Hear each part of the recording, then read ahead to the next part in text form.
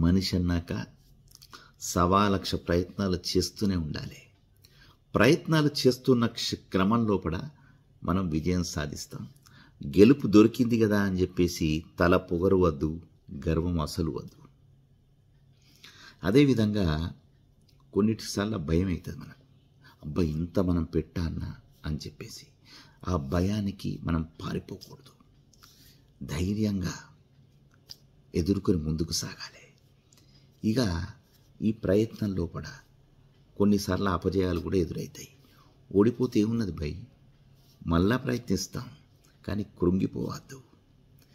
ఇకపోతే మనం చదువుకున్న ప్రతి విషయం, ఏ కొత్త విషయమైనా, ఏ మనిషిని అర్థం చేసుకుందాం అనుకున్నా కూడా అర్థం కాకపోవచ్చు.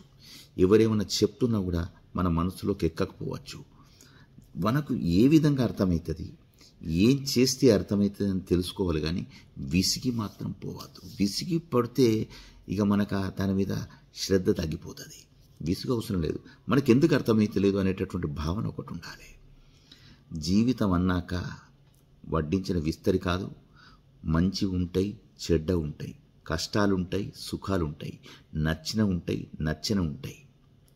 అన్నీ మనకు నచ్చనం లేదు. మన పక్కకే మన నచ్చిన వస్తువులు ఉంటాయి, మన పక్కకే మనకు నచ్చిన వాళ్ళు ఉంటారు. జీవితం అన్నాక ఉగాది పచ్చడిలాగా అన్నీ ఉంటాయి.